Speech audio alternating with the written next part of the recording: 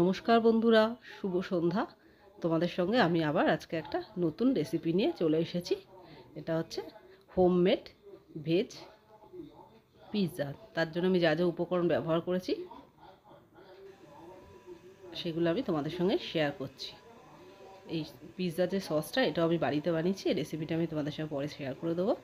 আমি পিৎজাটার জন্য নিয়েছি হচ্ছে white onion, tomato, green chilli, capsicum, yellow bell pepper, red bell pepper, আর হচ্ছে সুইট কর্ন আর বয়েলড চিকেন।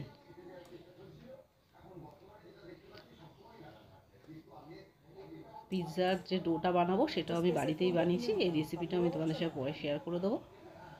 দেখো আমার রুটিটা বেলা হয়ে গেছে। এবার ওর উপর দিয়ে সস দিয়ে যা যা সবজিগুলো রয়েছে সেই সবজিগুলো একে একে আমি এর ভিতরে সাজিয়ে দেবো।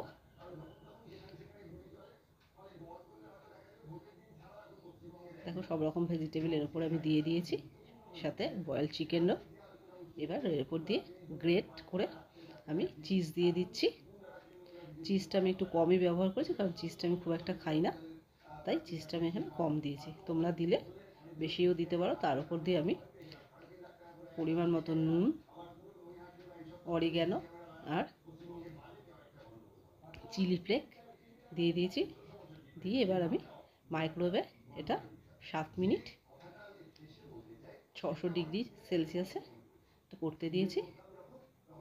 দেখো আমার পিৎজাটা রেডি হয়ে গেছে। আমার পিৎজাটা কেমন লাগলো তোমরা অতি অবশ্যই জানি, একবার বাড়িতে বানিয়ে খেও।